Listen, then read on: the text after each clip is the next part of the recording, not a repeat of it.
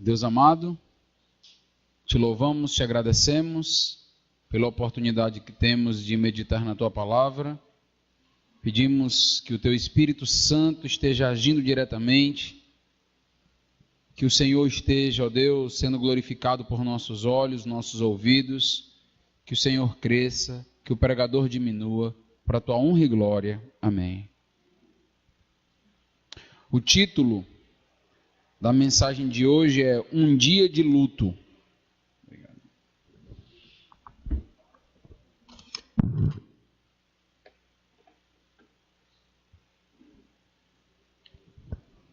Luto, velório, cemitério, caixão, morte. Pastor, como é que o senhor começa uma pregação desse jeito? Nós viemos aqui para que o Senhor pudesse estar nos abençoando, e o Senhor começa com 5 palavras tão fortes assim. Porque a vida, ela é composta de bons momentos e de momentos dolorosos. Momentos bem difíceis e que nós precisamos pensar e refletir sobre eles antes que eles cheguem e nos peguem de surpresa. Essas palavras tem a força e a condição de nos lembrar, trazer à nossa memória momentos difíceis, tempos de angústia, tempos de dor. Todos nós já tivemos ou ainda teremos um dia de luto.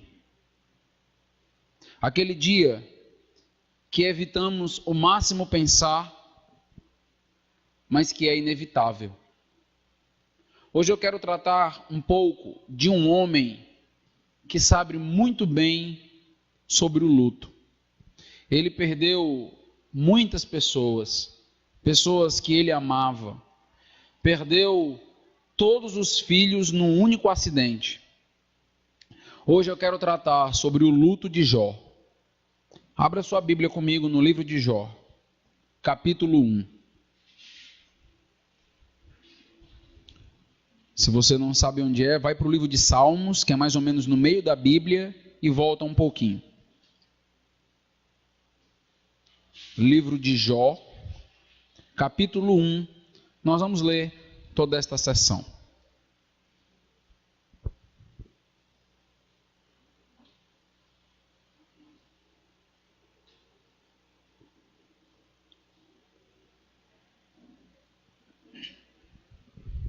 Livro de Jó, capítulo 1, versículo 1. Havia um homem na terra de Uz, cujo nome era Jó, homem íntegro e reto, temente a Deus e que se desviava do mal. Nasceram-lhe 7 filhos e 3 filhas. Possuía 7.000 ovelhas, 3.000 camelos, 500 juntas de bois e 500 jumentas. Era também muito numeroso o pessoal ao seu serviço, de maneira que este homem era o maior de todos os do Oriente. Seus filhos iam às casas uns dos outros e faziam banquetes, cada um por sua vez, e mandavam convidar as suas 3 irmãs a comerem e beberem com eles. Decorrido o turno de dias de seus banquetes, chamava Jó a seus filhos e os santificava. Levantava-se de madrugada e oferecia holocaustos, segundo o número de todos eles, pois dizia: talvez tenham pecado os meus filhos e blasfemado contra Deus em seu coração. Assim o fazia Jó continuamente. Num dia em que os filhos de Deus vieram apresentar-se perante o Senhor, veio também Satanás entre eles. Então perguntou o Senhor a Satanás: de onde vens? Satanás respondeu ao Senhor e disse: de rodear a terra e passear por ela. Perguntou ainda o Senhor a Satanás: observaste o meu servo Jó? Porque ninguém há na terra semelhante a ele, homem íntegro e reto, temente a Deus e que se desvia do mal.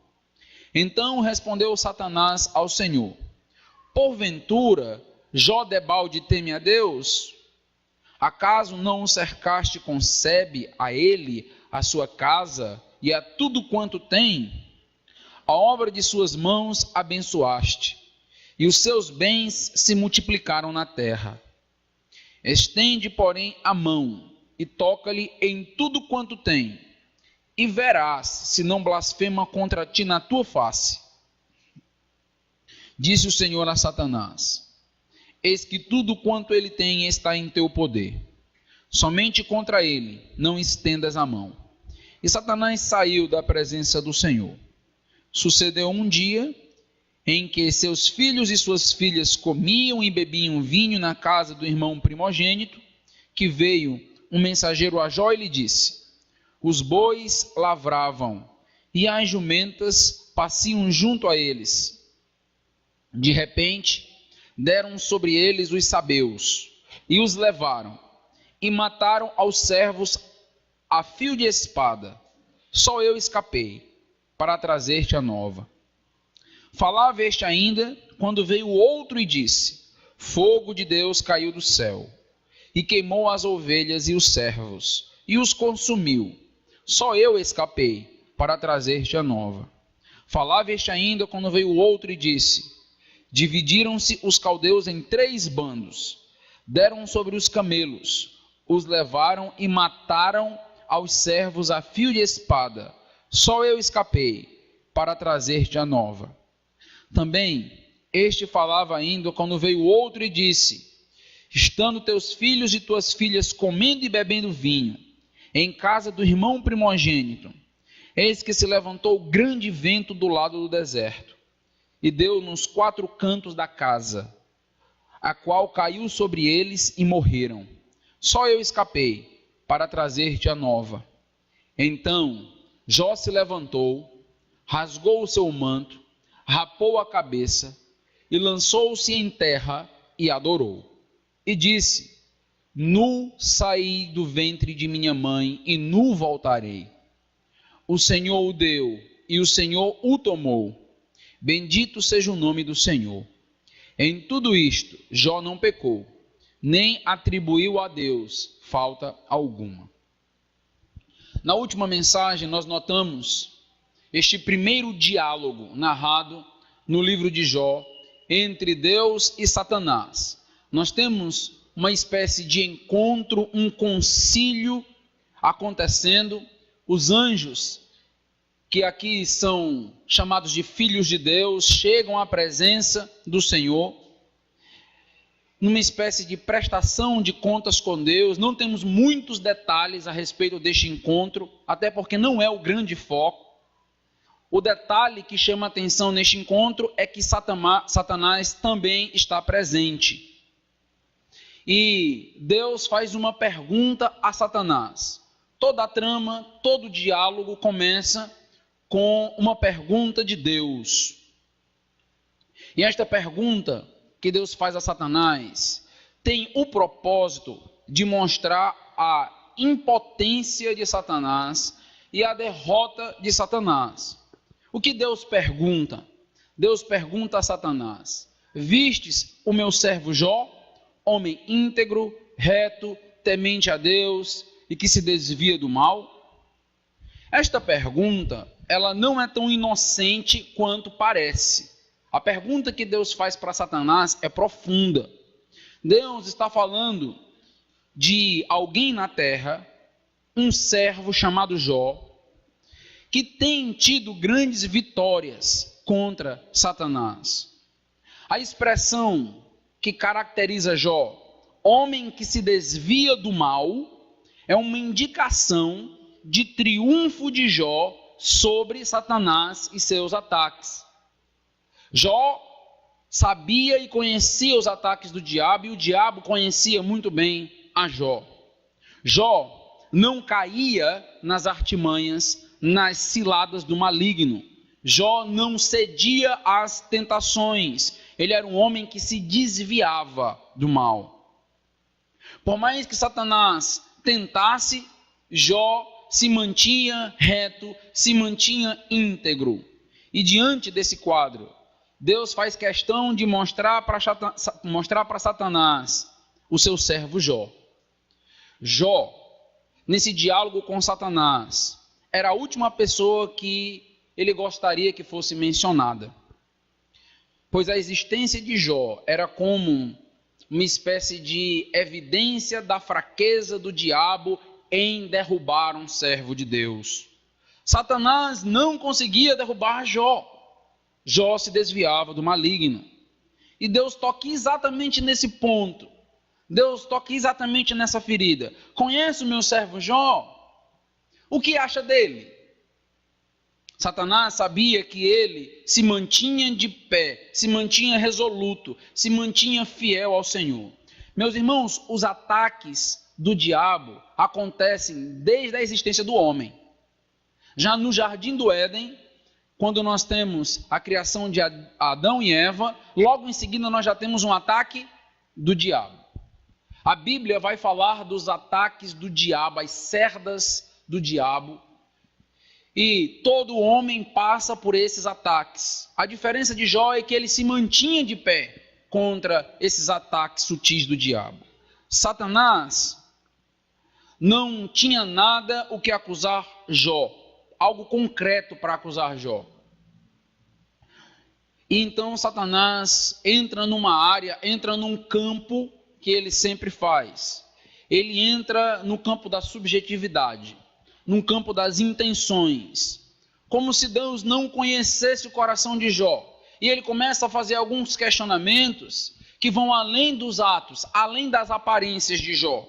A ideia de Satanás é mostrar que Jó não é de fato um homem reto, não é de fato um homem íntegro, que de fato ele não é servo de Deus coisíssima nenhuma, que Jó não ama a Deus.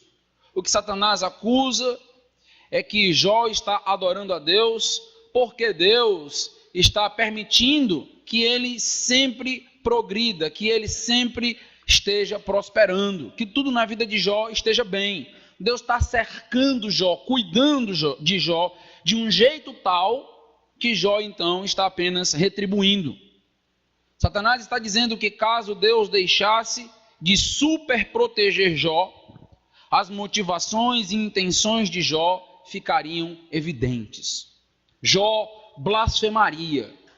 Satanás está afirmando que Jó é um interesseiro e que Deus compra o amor de Jó, de que esse relacionamento só é bem sucedido por causa das barganhas que existem entre Deus e Jó.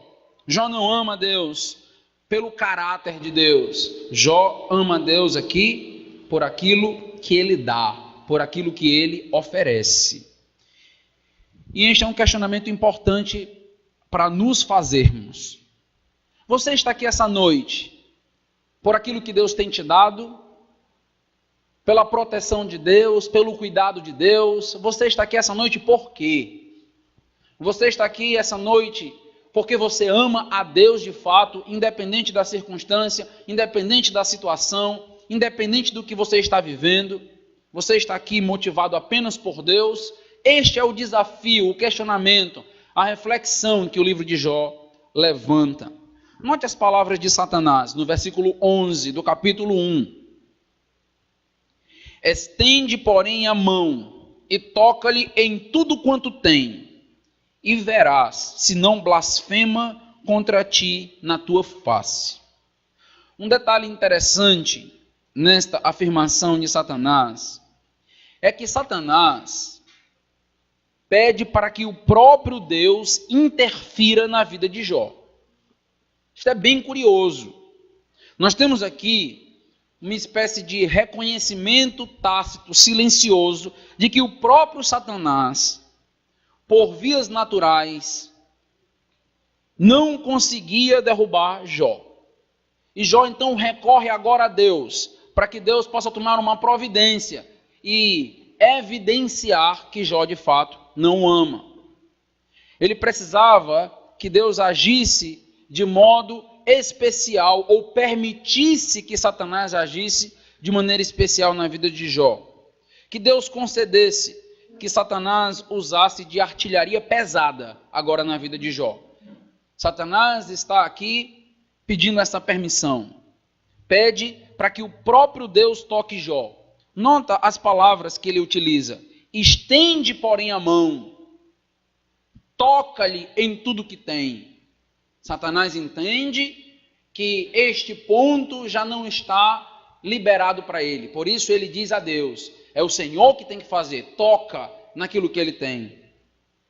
Um ponto que nós não podemos deixar despercebido é que Satanás não poderia agir na vida de Jó daquela maneira mais intensa como ele gostaria, sem que Deus desse o aval, sem que Deus desse a permissão. Satanás queria destruir Jó, mas Deus estava estabelecendo limites para Satanás. Satanás não é, como muitos acreditam, uma espécie de força paralela à força de Deus. Satanás, ele está numa luta cósmica com Deus. Muitos acreditam que se trata de uma espécie de uma luta entre o bem e o mal. Mas não existe essa batalha. Esta ideia de uma luta contra o bem e o mal é filosofia oriental. Não é teologia bíblica. Satanás, segundo as Escrituras, só experimenta derrotas após a rebeldia com Deus. Os ataques de Satanás são evidências da sua derrota. Satanás foi vencido. Satanás só faz aquilo que Deus permite. A liberdade de Satanás é limitada. Satanás não tem livre-arbítrio. Ele faz aquilo que Deus permite ele fazer. E ele queria atingir Jó. E ele pede licença a Deus. E aí nós temos Jó aqui reconhecendo as suas limitações. Na realidade, Satanás reconhecendo suas limitações de atingir Jó. Deixe-me explicar algo para os irmãos. Eu preciso da sua concentração porque eu quero falar um pouquinho sobre batalha espiritual, que é algo que o meu evangélico tem professado muito e eu estou querendo entender um pouquinho com você aqui essa nomenclatura, entender como nós podemos lidar com essa luta contra Satanás e Deus. Eu quero que você entenda um pouco isso aqui. Ao ler o que Satanás vai fazer aqui com Jó, nós temos uma tendência de ficar com receio e às vezes até medo de Satanás.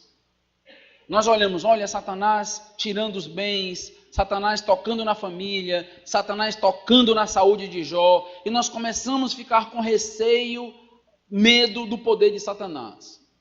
Existem crentes que têm e morrem de medo e receio dos demônios. E nós precisamos entender melhor os conceitos bíblicos para que nós possamos lidar com essas verdades. Por que nós temos esse temor e esse receio em relação a Satanás? Porque nós pensamos, será que ele vai fazer a mesma coisa com a minha vida?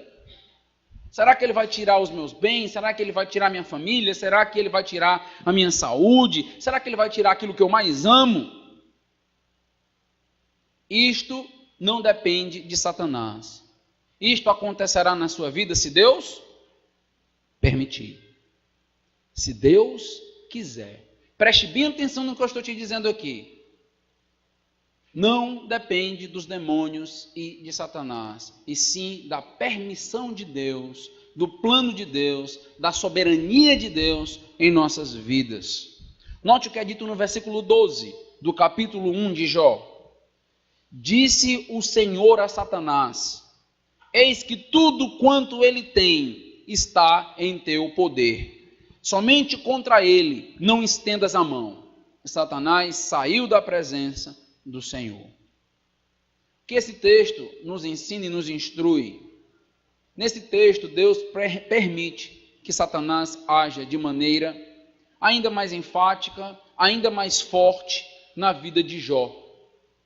Ele não conseguiu derrubar Jó por vias e artimanhas naturais. E ele agora tenta, de uma maneira bem mais extrema, a partir da permissão de Deus. Mas note que Deus limita o agir de Satanás. Ele não poderia, neste primeiro momento, tocar no próprio Jó, tocar na saúde de Jó, tocar no corpo de Jó. Mesmo que Satanás quisesse, ele não poderia. Por quê?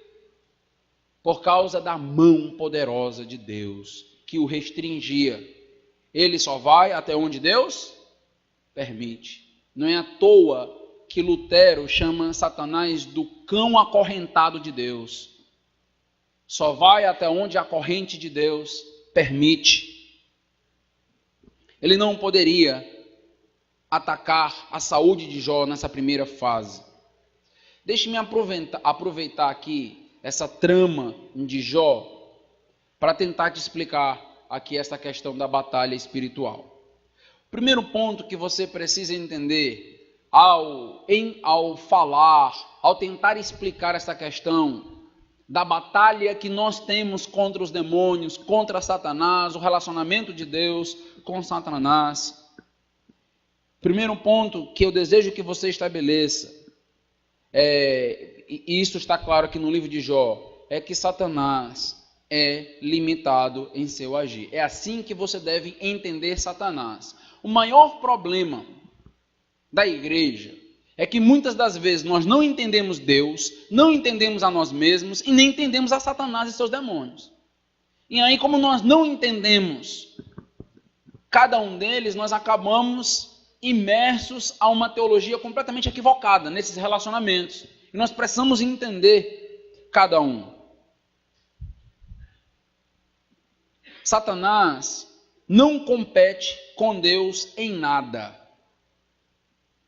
Se a sua mente já foi infectada com essa ideia dos filmes, com essa ideia e aí de alguns seriados, dessa filosofia que vem aí do Oriente, de uma luta entre o bem e o mal, o yin e yang, para a gente ver quem vai vencer, você precisa se desinfectar neste pensamento. Satanás não tem e nunca terá nenhuma vitória contra Deus. Satanás já é derrotado. Ao pensarmos no agir dos demônios, ao pensarmos no agir de Satanás, nós precisamos lembrar desta verdade e começar por aqui. Precisamos começar pela soberania de Deus, pelo senhorio de Deus, sobre os demônios e sobre Satanás. Quero abrir dois textos com os amados irmãos. Abra no livro de Hebreus, capítulo 2, versículos 14 e 15. Acredito que dois textos são suficientes. Livro de Hebreus, capítulo 2, versículos 14 e 15.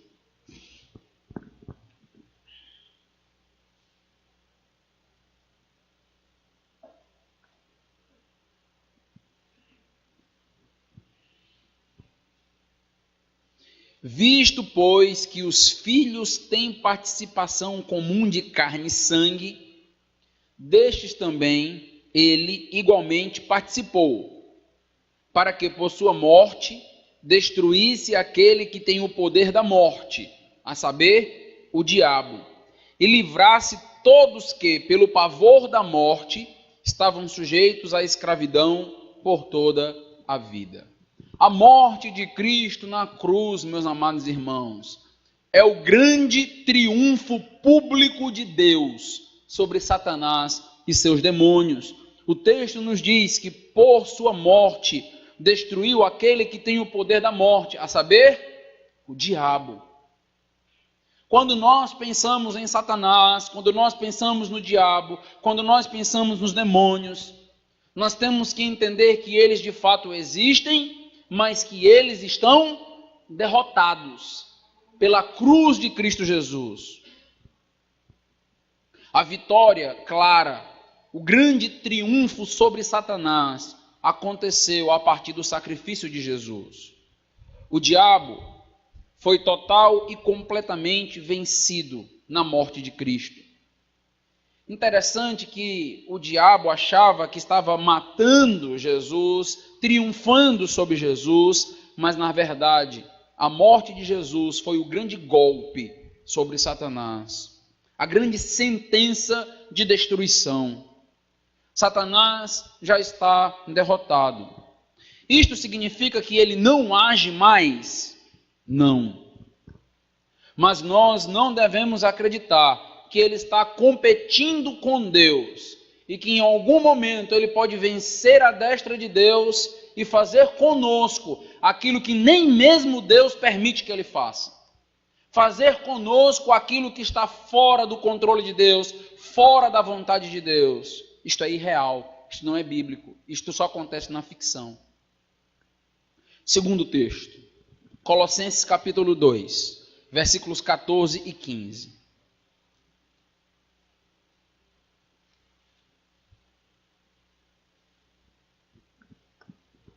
Colossenses capítulo 2, versículos 14 e 15.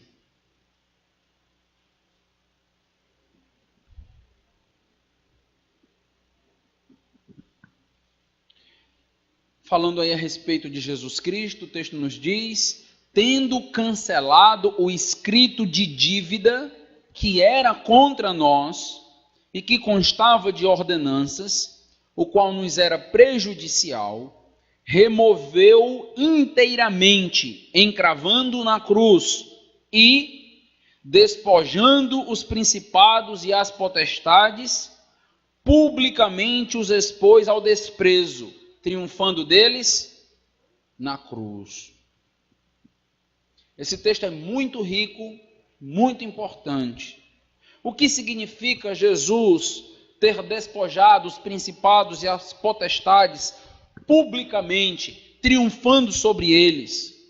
Nós temos aqui uma descrição muito característica do primeiro século, a descrição da marcha romana pela via principal de Roma, pela via Ápia, onde os vencidos, onde os inimigos conquistados entravam em Roma na via principal, ensanguentados, sem roupa, mostrando suas vergonhas, mostrando as partes íntimas, enquanto os soldados romanos entravam com suas vestiduras brancas de triunfo. Este texto de Colossenses está nos ensinando que não devemos temer ou nos apavorar com o diabo ou suas hostes demoníacas, porque ele já foi humilhado publicamente na cruz. Ele já marchou publicamente em derrota. Nós somos o povo de Deus, como aqueles soldados romanos, aqueles que entram em triunfo, aqueles que entram com suas roupas brancas por causa do sangue de Jesus. Marchamos vitoriosos com Jesus. Satanás e seus demônios foram humilhados, derrotados, envergonhados publicamente. Esta é a primeira verdade que nós precisamos ter quando nós pensamos no ataque de Satanás ao povo de Deus. Entender que nós estamos lidando com um inimigo que já foi derrotado, que já foi despojado, que já foi desnudado por Cristo, e que todo o seu poder e sua condição está debaixo do senhorio de Jesus. A segunda verdade, dentro desse contexto de batalha espiritual, diz respeito a uma tensão que existe na Bíblia. Eu vou tentar te explicar essa tensão. A tensão que se cria na Bíblia, no nosso relacionamento com Satanás, com demônios, com essas hostes, principados e potestades, é que ao mesmo tempo que Deus é soberano, nós temos uma responsabilidade dada por Deus de uma militância, de uma luta. E esta é a linguagem bíblica. Lutar contra quem foi já derrotado por Cristo. Satanás e seus demônios já não foram vencidos, destruídos? E por que nós temos essa linguagem de uma luta contra os principados e potestades? A nossa vitória contra Satanás, meus amados irmãos, é no âmbito da santidade. Quando nós falamos de batalha espiritual, nós não podemos cair no erro que o meio evangélico brasileiro já caiu há muito tempo, de achar que basta algumas palavras mágicas, que basta conhecer os demônios dos territórios, e aí as pessoas vão acabar dando nomes aos demônios de cada região, de cada local da tua casa, o demônio do guarda-roupa, o demônio do quarto, o demônio da geladeira, e todos eles têm nome, e aí se você souber o nome deles, você consegue expulsá-los e vencê-los. Isto é batalha espiritual. E esse tipo de pensamento dentro do meio evangélico, ele está dissipado, proliferado. E as pessoas acabam entendendo, então, que nós precisamos de algum meio místico para, então, derrotar a Satanás. Veja o texto de Efésios, capítulo 6, o texto que fala da batalha espiritual, como ele assim é batizado. Efésios capítulo 6, versículo 11 e versículo 12. Veja comigo.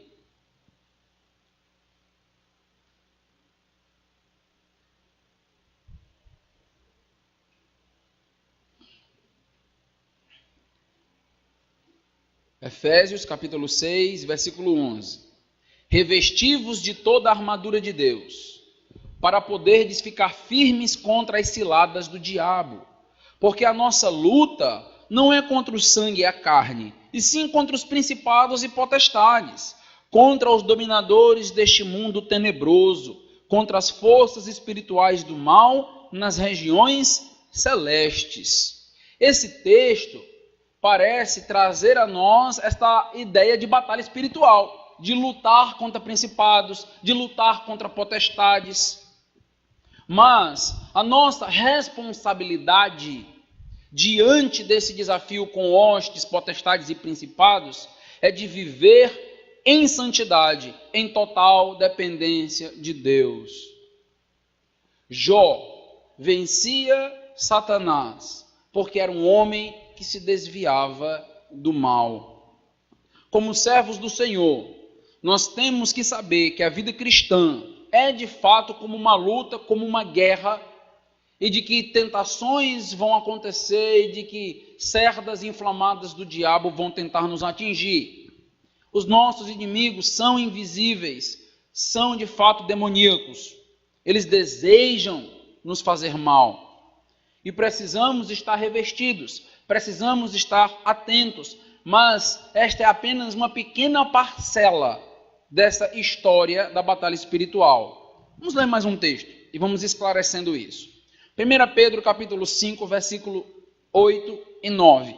Texto bem conhecido. 1 Pedro capítulo 5, versículo 8 e versículo 9. Nota como o texto parece trazer sobre nós uma responsabilidade de batalha, de luta. Sede sóbrios e vigilantes. O diabo, vosso adversário, anda em derredor, como um leão que ruge procurando alguém para devorar.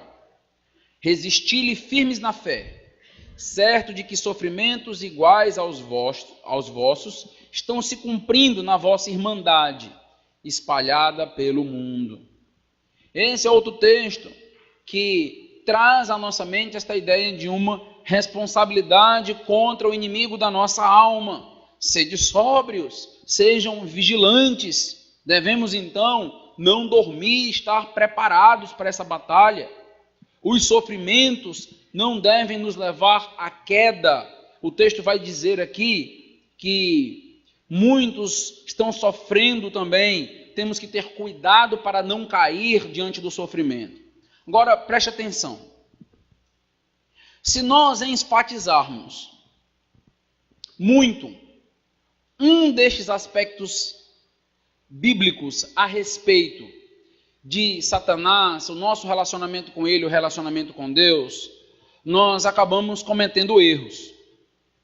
Se nós enfatizarmos a nossa batalha, a nossa militância com ele, nós vamos falhar em entender algumas verdades. nós vamos acabar achando que em algum momento ele pode nos vencer nessa batalha. Estamos militando com ele, estamos lutando com ele. Se eu não vigiar, se eu não estiver sóbrio, se eu não estiver revestido, eu caio e ele me destrói mesmo. O que está faltando nesse pensamento? A soberania de Deus, que é o outro aspecto desta verdade. Nós acabamos achando que é uma mera luta entre o bem e o mal e a qualquer momento Satanás pode sair vitorioso. Tem muita igreja que está enfatizando tanto essa questão da luta espiritual contra Satanás, que fala mais de Satanás do que do próprio Deus nos seus cultos. Isto é um erro, um grande equívoco. Não devemos esquecer que Deus nos chama e nos responsabiliza a ter uma vida de santidade. E na nossa vida de santidade há os ataques ardilosos do inimigo. Precisamos estar vigilantes, nos preparar diante da palavra, mas não podemos nunca esquecer de perceber que Satanás também já está derrotado. São duas verdades que precisam andar na nossa mente ao lidar com a questão de batalha. A limitação de Satanás. Ele só age e vai até onde Deus permite. Note então essa tensão que a Bíblia cria. Satanás e os demônios já foram derrotados e humilhados? Sim ou não? Sim. Devemos nos revestir e vigiar? Sim também. Mas como pode? A resposta é: nós temos uma responsabilidade de santidade e a nossa santidade acaba sendo descrita nesta linguagem de uma batalha, muitas das vezes, contra Satanás, contra o tentador. Temos uma responsabilidade de viver em santidade. É uma luta diária contra a nossa própria carne, contra a nossa própria natureza pecaminosa e contra também as artimanhas do diabo. Mas não devemos viver apavorados, desesperados, angustiados, encontrando encosto em tudo que é lugar, porque Satanás só age até onde Deus permite. Deixe-me complicar um pouco mais. Precisamos lembrar que Satanás não pode nos atingir apenas se estivermos em pecado. É aquela ideia assim, não, Satanás vai nos atingir se estivermos fracos, em pecado, sem fé. Aí ele vai nos atingir. Esta é a lógica de muitos evangélicos, que a Bíblia vai quebrar. Se estivermos vigilantes, a Bíblia não diz para a gente estar vigilante, né?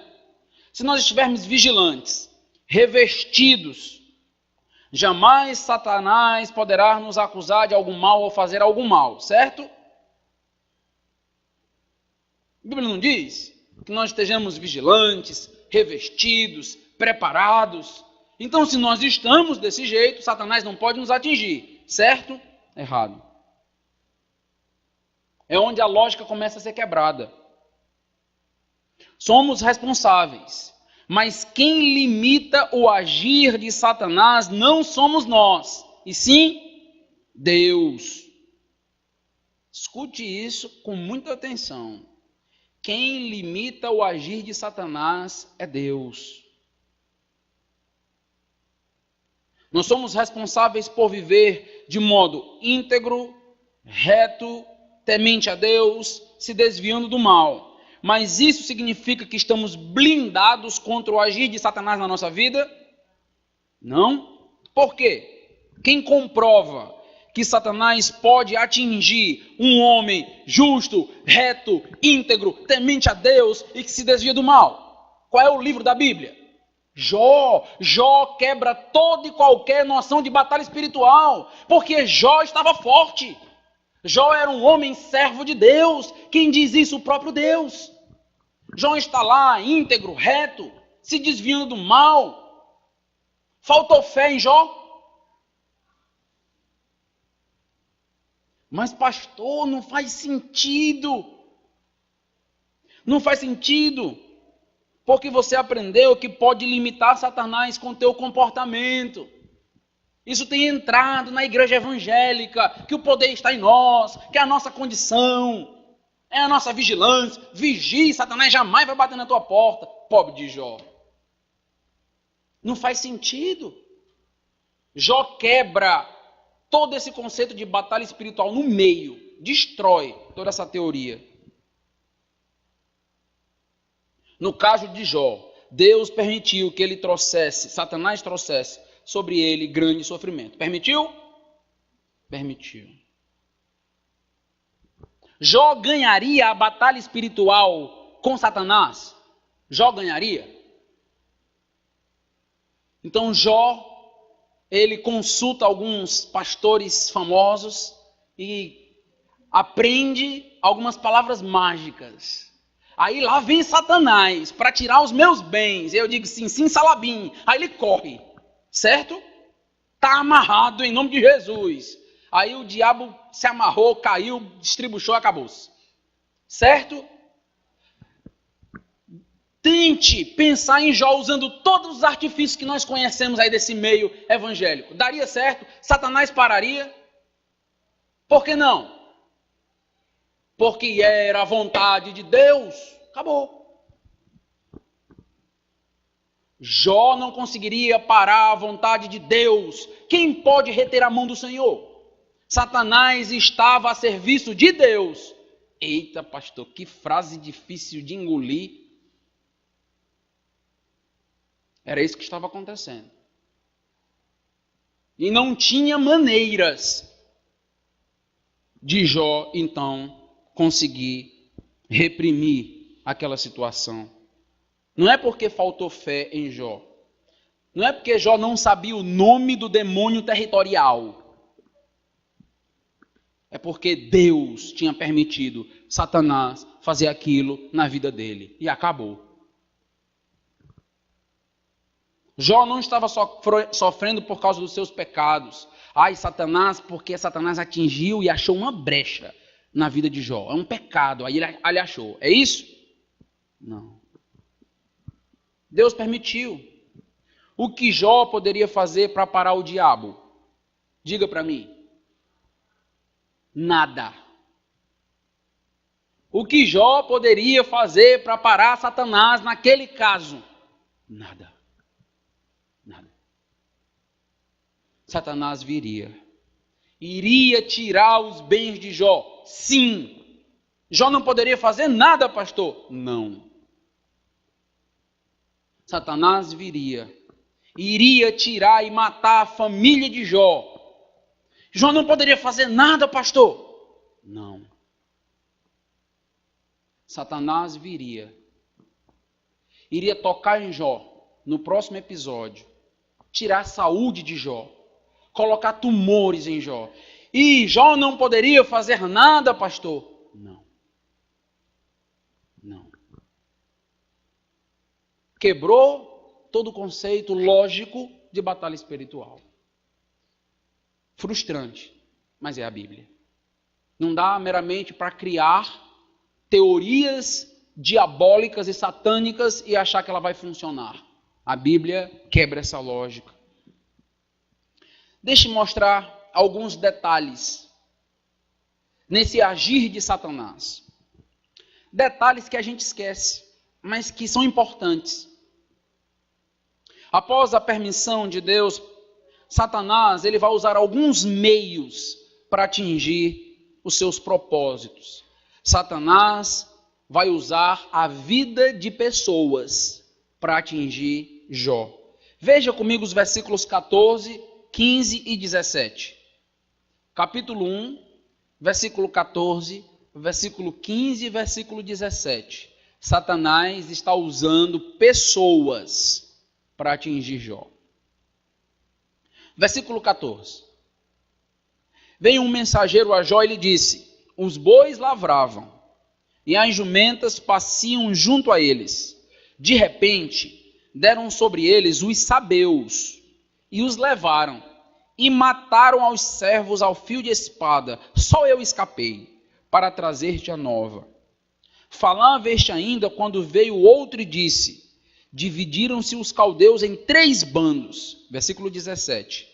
Deram sobre os camelos, os levaram e mataram aos servos ao fio de espada. Só eu escapei, para trazer-te a nova. Aqui nós temos um aspecto que normalmente não levamos em conta, ou não queremos lembrar. Satanás usa pessoas para atingir os servos de Deus.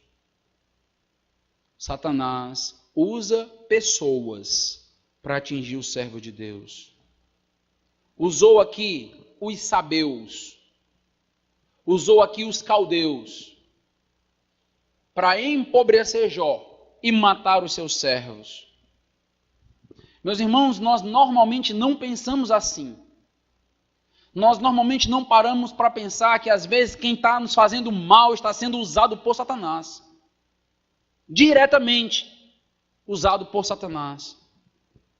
Satanás pode usar pessoas no seu trabalho para fazer com que você caia, peque e blasfeme contra Deus. Satanás pode usar pessoas na sua faculdade, no seu colégio, para te afastar do Senhor, para te fazer blasfemar contra Deus. Até mesmo na sua família de sangue. Satanás pode usar pessoas para roubar tua alegria, para tentar te fazer mal, te fazer dano, tudo debaixo da permissão de Deus. Satanás pode usar pessoas na igreja. Não, pastor, na igreja não. Lá em casa tudo bem. Satanás pode usar pessoas na igreja para acabar com a paz da igreja, para fazer com que a igreja não seja um exemplo de irmandade, um exemplo de amor uns aos outros, para acabar com paz, para acabar com comunhão. Satanás pode usar pessoas e tem usado em todos os lugares, mas nós muitas das vezes não percebemos. Usou pessoas na vida de Jó. Deixe-me dizer algo para os amados irmãos.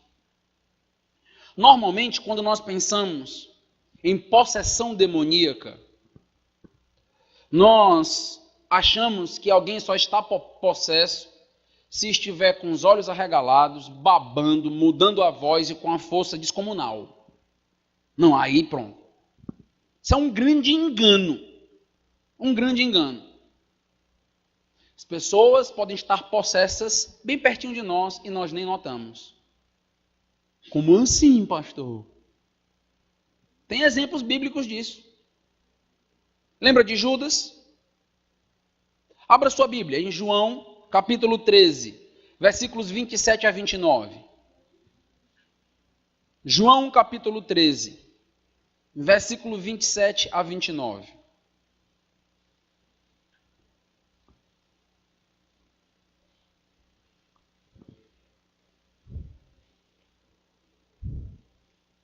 Jesus aqui está com seus discípulos num momento muito importante. E olha o que vai acontecer. João capítulo 13,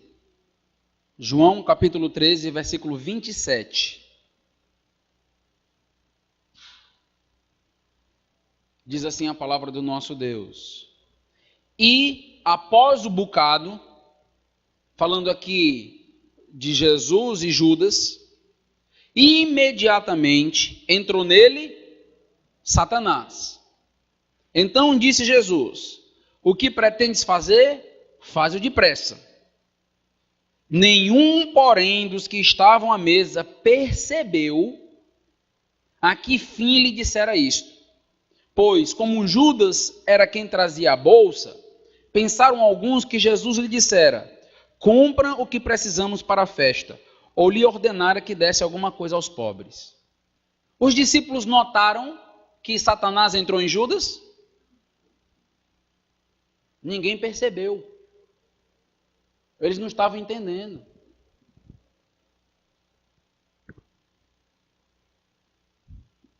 Evidência de possessão, segundo a Bíblia, não é apenas externa. Escute o que eu estou te dizendo. Mas principalmente interna. Quando alguém está se levantando para fazer um mal contra um servo de Deus, contra o povo de Deus, essa pessoa pode estar possessa. Porque a característica do diabo é ir contra o reino de Deus. É se levantar contra o povo de Deus. Tem mais gente possessa perto da gente do que a gente imagina. Eu poderia falar muito sobre namorar com descrente. Segundo Coríntios, capítulo 3, vai trabalhar um conceito, capítulo 6, desculpe. Vai trabalhar um conceito, vai dizer que harmonia há entre Cristo e o Belial. Quem é que ele está chamando de Satanás? Aquele que não tem a Cristo. Forte, pastor. Não fui eu que escrevi a Bíblia, estou apenas explicando. Assim que a Bíblia nos diz. Evidência de possessão. Estar nos atos e nas intenções das pessoas. Não podemos ser inocentes nessa área. Precisamos saber dessa verdade e continuar louvando a Deus. Mesmo quando, se Deus permitir, sabeus, caldeus venham nos atingir. Deus usará pessoas na nossa vida. Deus usará Satanás para usar pessoas na nossa vida. No final das contas, louvamos e glorificamos a Deus pelos seus planos. Satanás também usa a natureza, sob a permissão de Deus. Jó capítulo 1, versículos 16, 18 e 19. Jó usando a natureza. Jó capítulo 1, versículo 16, versículo 18 e versículo 19. Falava este ainda, quando veio o outro e disse: fogo de Deus caiu do céu e queimou as ovelhas e os servos e os consumiu. Só eu escapei para trazer-te a nova. Versículo 18.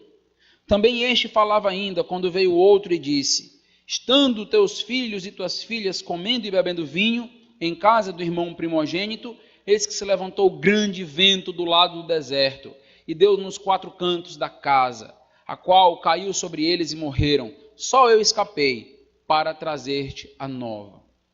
As forças da natureza podem ser usadas pelo diabo, sob a permissão de Deus, para nos fazer blasfemar contra Deus. Fogo caindo do céu, um raio, uma espécie de relâmpago, um desastre, um acidente, uma morte, um desabamento. Qualquer coisa pode ser usada pelo diabo para nos fazer blasfemar contra Deus. Tudo debaixo da permissão de Deus. Um detalhe importante nesse texto é a repetição de uma expressão. No versículo 16, no versículo 17, no versículo 18, aparece a mesma expressão. O texto começa dizendo: falava este ainda quando veio o outro. Falava este ainda quando veio o outro. Falava este ainda quando veio o outro e disse. O que nós podemos notar é que nesses ataques que Jó estava enfrentando, ele não tinha tempo nem para se recompor.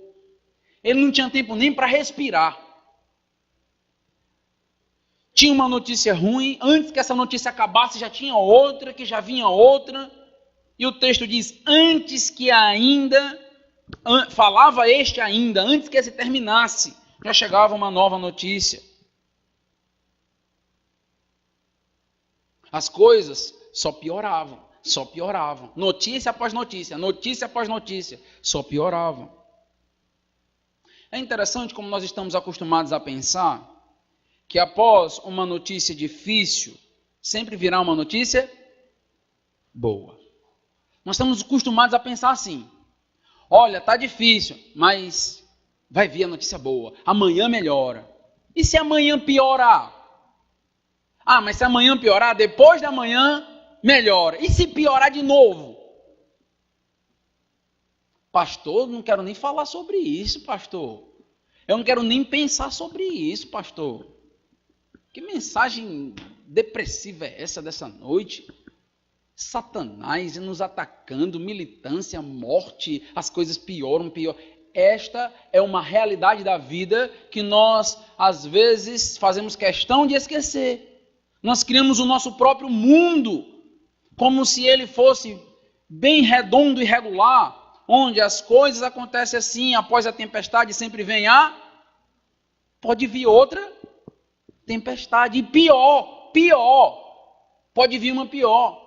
Por que nós nos frustramos tanto com Deus na nossa vida cristã? Porque nós temos certas ideias na cabeça que não são bíblicas. Aí nós nos frustramos. Eu estou esperando, acabei de passar por uma doença difícil.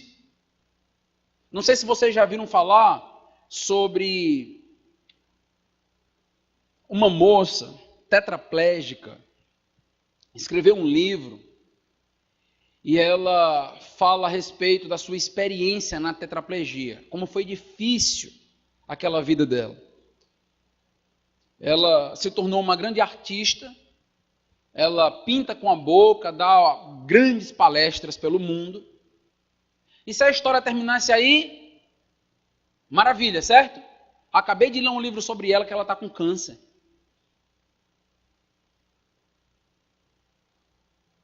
Estava tudo tão bom, rapaz. E ela começou a ter grandes lutas novamente, por causa do câncer. Mas com tetraplegia ainda pega câncer? Sim. Tudo debaixo do controle e da soberania de Deus. O que acontece quando a nossa lógica não funciona, é quebrada?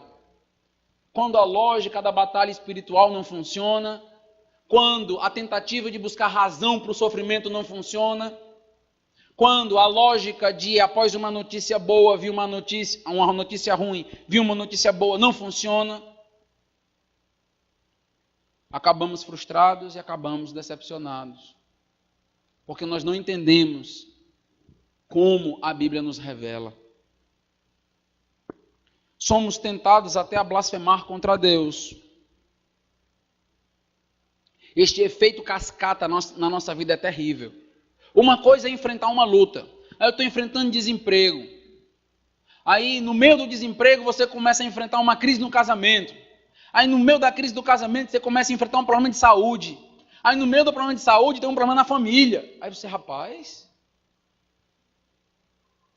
que negócio complicado, que coisa difícil. A vida cristã, muitas das vezes, é um efeito cascata.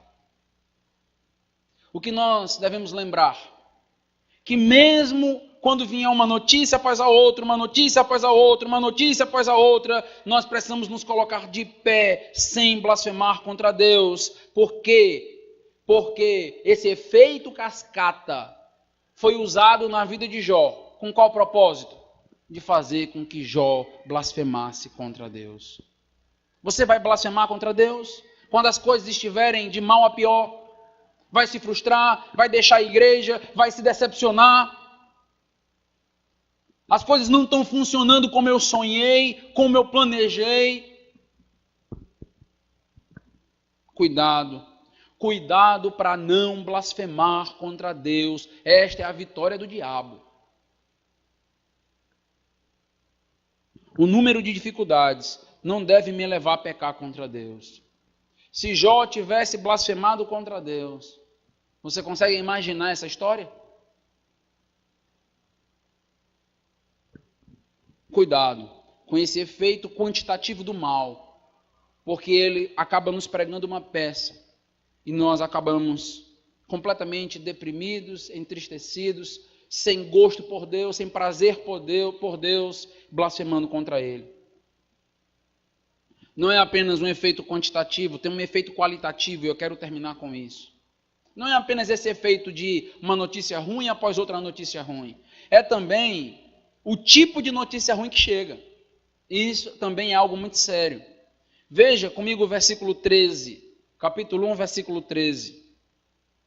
Nota comigo esse detalhe aqui. Sucedeu um dia em que seus filhos e suas filhas comiam e bebiam vinho na casa do irmão primogênito. Ok, só esse versículo. Me responda o seguinte, esse versículo não parece estar descontextualizado? Ele está falando aqui agora sobre várias coisas que estão acontecendo, Ele vai começar aqui esse efeito dominó, esse efeito cascata. E aí você tem esse texto. Os filhos e suas filhas comiam, bebiam. Por que essa informação do versículo 13 nos foi dada? Por quê? Faz sentido? Por quê? O autor pretende criar para nós um clímax. Um ponto central com essa informação. Ele começa falando sobre os filhos de Jó e ele vai terminar falando sobre a pior coisa que poderia acontecer na vida de Jó. Perder um filho. Nós já vimos que Jó era um pai exemplar. A família era uma família unida. Coisa até rara, né? Nos nossos dias. Os filhos se reuniam uns nas casas dos outros para comemorar, para ter momentos prazerosos. Alguns acabam dizendo que esses filhos pecavam nesses encontros. A Bíblia não disse isso em nenhum momento. O que Jó fazia? Jó sempre orava, chamava os seus filhos, os santificava, acordava de madrugada para sacrificar em favor deles. É interessante que o texto de Jó nos diz que Jó sacrificava apenas pela possibilidade dos filhos terem pecado. O texto não está dizendo que os filhos pecavam. Olha o zelo deste homem. Pela possibilidade do pecado deles, Jó então se sacrificava diante do Senhor. Que homem, que pai, um excelente exemplo para pregar no dia dos pais. Um homem preocupado com a santidade de seus filhos. Jó amava seus filhos, cuidava deles. Nós temos um exemplo de família próspera. O número 10 no Antigo Testamento é um número importante para essa ideia de completude, integridade, bênção. Nós temos aqui uma daquelas famílias grandes, bonitas, abençoadas, modelo. E o que acontece? Diante das notícias, Jó recebe mais uma. O teu filho mais velho morreu. Certo? Foi isso que ele escutou? O teu filho caçula morreu. Foi isso? Não. Os teus 10 filhos morreram. Para um pouquinho. Não passa rápido daqui não. Para. Os teus 10 filhos morreram. A casa derrubou. Eles foram soterrados. Não sobrou ninguém. Todos os teus filhos morreram. 7 homens. 3 mulheres morreram. Veja a descrição do versículo 18 e 19. Também este falava ainda, quando veio outro e disse: estando teus filhos e tuas filhas comendo e bebendo vinho em casa do irmão primogênito, eis que se levantou grande vento ao lado do deserto e deu nos 4 cantos da casa, a qual caiu sobre eles e morreram. Só eu escapei para trazer-te a nova. Interessante que o mensageiro do mal sempre escapa, né? Notaram aqui? Sempre tem aquele mensageiro para trazer a notícia ruim, né? Ele não morre, né? Sempre tem ele aqui. Satanás sempre preserva um, né, para trazer a notícia. Note que as reuniões que sempre foram motivo de alegria, de comunhão para a família, se tornaram agora motivo de grande tristeza, um motivo do luto. Jó perdeu 10 filhos no único dia. Eu não sei se você que está aqui essa noite já perdeu um filho. Se você já perdeu uma filha. Se você já perdeu, se você já enterrou um filho ou uma filha, você sabe da dor que eu estou falando essa noite. Você consegue entender um pouquinho do que nós estamos falando. Não podemos ler Jó às pressas e simplesmente dizer, olha, Jó perdeu 10 filhos. E aí nós vamos para o final do livro de Jó e diz, olha, lá Jó foi abençoado com outros filhos. Mas esses filhos não foram ressuscitados. Esses filhos não foram recuperados na vida de Jó. Nunca mais Jó teve esses filhos. Isso ficou marcado na vida de Jó. Jó recuperou bens, Jó recuperou dinheiro, Jó recuperou sua família, teve outros filhos, mas esses filhos morreram. Então, esta ideia de que no final tudo foi resolvido, não é tão bem assim, porque os 10 filhos morreram. Você já parou para pensar o que significa um pai ter que estar diante de 10 caixões no mesmo dia? Não sei qual foi a última vez que você esteve num velório, diante de um caixão. Agora imagine você estar diante de 10. Quem são? Meus filhos. Velando 10 filhos na mesma madrugada. Levando para o cemitério. Queria dizer seminário, Josias, mas não. Levando aqui para o cemitério. Enterrando todos os filhos em um só momento. Sabe aquele momento de fechar a tampa do caixão? Uma por uma. Fechou o primeiro, fechou o segundo. Consegue imaginar o que está acontecendo aqui? Consegue imaginar Jó após aquele funeral? O que é que sobrou de Jó? Como continuaria a vida de Jó? Consegue imaginar o tamanho do buraco no coração deste pai? Quantas lembranças da infância de seus filhos devem ter passado na mente de Jó? Quantos momentos agradáveis? Quantas lembranças de abraços, de beijos dos seus filhos? Como se erguer numa situação tão traumática como essa?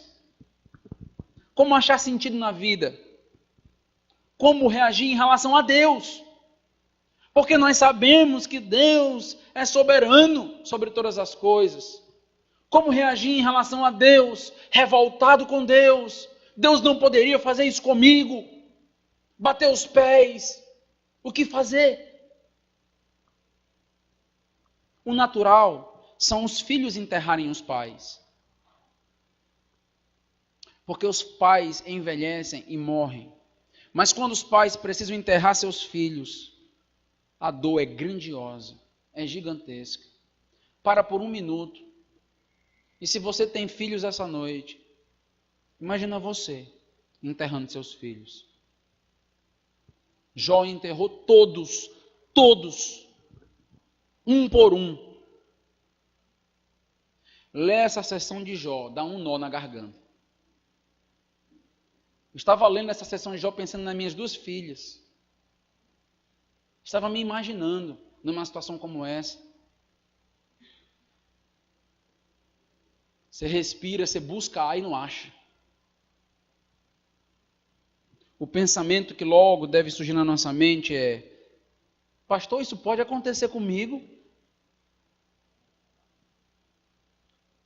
Quer a resposta fofinha ou a real? Quer ser enganado ou quer saber a verdade? Porque tem muita gente na igreja querendo ser enganado.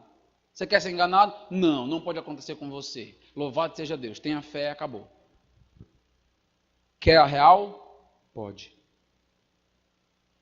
Pode e tem acontecido com muitos no decorrer da história. Mas pastor, estou servindo a Deus, estou na casa do Senhor, sou dizimista fiel. Isso acontece com dizimista fiel, pastor? Jó era homem íntegro, reto, temente a Deus, se desviava do mal, chamado de servo de Deus pelos lábios de Deus. A grande questão do livro de Jó não é se pode acontecer com a sua vida ou não, é como você vai reagir se acontecer. Este é o ponto. É como nós vamos reagir quando nós perdermos aquilo que nós amamos.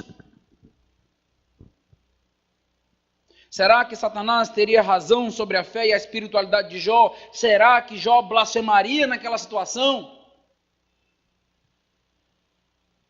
Será que Jó de fato só servia a Deus por causa dos bens da família que Deus tinha dado? Como, meus amados irmãos, passar por uma situação dessa sem blasfemar contra Deus? Como? Jesus vai dizer em Mateus, capítulo 10, versículo 37, quem ama seu pai ou sua mãe mais do que a mim, não é digno de mim. Quem ama seu filho ou sua filha mais do que a mim, não é digno de mim. Este é o ponto. Quem você mais ama na vida, este é o ponto. Você ama mais os seus bens do que a Deus? Seu dinheiro, seu carro, seu terreno, seu trabalho, sua profissão. Você ama mais sua família do que a Deus? Você ama mais a sua esposa do que a Deus? Mais o seu marido do que a Deus? Mais os seus filhos do que a Deus? Alguns dizem, eu vivo para minha família. Isso não é bonito. Você deve viver para Deus. Deve viver para Deus. Pode soar agradável aos ouvidos, mas não é o que Deus requer de você. Deus quer que você viva para Ele e encare sua família como um presente dele para você, que pode ser um presente temporário. Não inverta as coisas. Você não deve amar a Deus por causa da sua família, porque na hora que Deus tirar a tua família, você deixa de amar a Deus. Você deve amar a sua família por causa de Deus. A família não deve ser um bem em si mesmo para você, porque no dia em que Deus tirar, o teu castelo vai desmoronar, a tua vida vai perder o sentido. E Deus pode tirar? Pergunte a Jó. Faça essa pergunta para Jó. Qual é a resposta? Pode. Qual a nossa reação diante disso? Qual a nossa reação diante de um desastre, de uma calamidade, de uma notícia após a outra, bens sendo retirados, desempregados, família destruída, perdendo tudo que tem? Qual é a nossa resposta para isso? Versículo 21 do capítulo 1, ele é fantástico. Eu quero ler só uma frase. O Senhor deu e o Senhor tomou. Bendito seja o nome do Senhor. Meus irmãos, Jó entende que Deus pode tomar. Você entende? Deus deu, Deus tomou. Louvado, bendito seja Deus. Você entende que Deus pode tomar?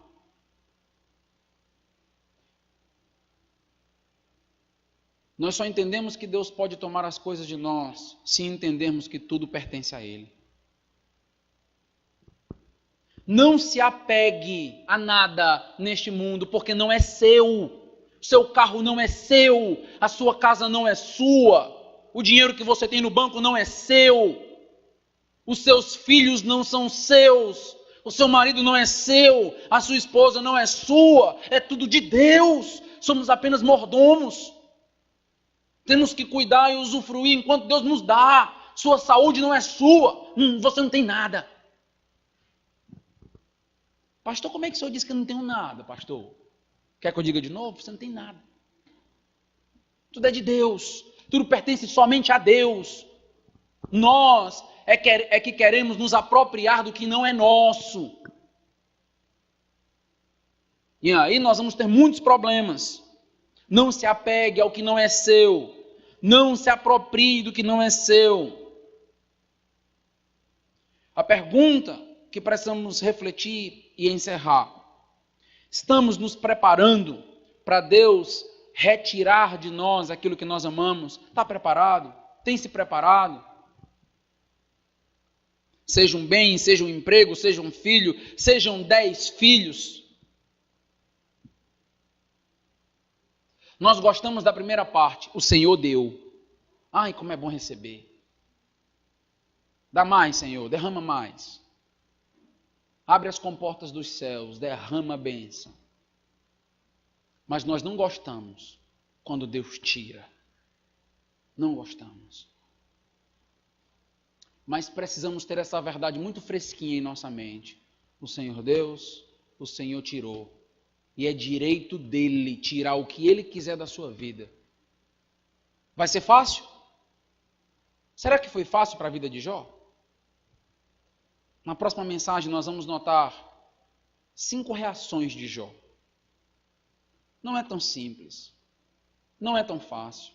E Deus não disse que era. Mas nós temos que estar com o coração disposto. E entender que Deus pode fazer isso conosco. Quer seja usando o diabo, quer seja usando demônios, quer agindo diretamente na nossa vida. Qual é a nossa resposta para Deus? Bendito seja o nome do Senhor. Amém? Eu quero que todos nós digamos isso agora. Vamos dizer juntos, bendito seja o nome do Senhor. Vamos lá? Bendito seja o nome do Senhor. Lembra disso, lembra disso. Lembra disso quando você precisar, quando estiver doendo, quando estiver sangrando. Lembra disso. Lembra dessa frase só dela. Bendito seja o nome do Senhor. Não importa o que acontecer, não importa o que eu perder. Bendito seja o nome do Senhor. Vamos orar. Deus amado, bendito seja o nome do Senhor. O Senhor deu, o Senhor tomou. Bendito seja o teu nome. Não nos deixe, ó Deus, ter uma visão incorreta das verdades espirituais, porque iremos sofrer. Não nos deixe, ó Deus, nos apegar àquilo que não é nosso. Ter dificuldades de abrir mão daquilo que não é nosso. Ó Deus, nos ensina a cuidar dos nossos filhos, mas sempre entendendo que eles são teus. Nos ensina a cuidar dos nossos bens, sem sermos escravos dos bens, sem sermos dominados pelos nossos bens. Deus amado, estamos aqui essa noite para te dizer de coração, o Senhor deu, o Senhor pode tirar. Só nos ajuda, ó Deus. Nos ajuda a agir como Jó, de maneira sábia, dizendo ao Senhor, bendito seja o teu nome. Ajuda a tua igreja, nos prepara. Louvamos ao Senhor, te engrandecemos, porque sabemos que tudo está no teu controle e que tudo coopera para o bem daqueles que te amam. Que não possamos ter medo do que Satanás pode fazer em nossas vidas, nem cair nos erros dessas propostas da batalha espiritual, mas que possamos depender de Ti e entendermos que já somos vitoriosos em Cristo Jesus. Temos que batalhar pela santidade, mas a vitória final e cabal já aconteceu na cruz. Louvado seja o Teu nome por cada um que chegou aqui essa noite. Prepara cada coração, para que durante a semana essa verdade não saia da mente. Em nome de Jesus. Amém. Vamos ter um pós-lúdio agora, nesse momento.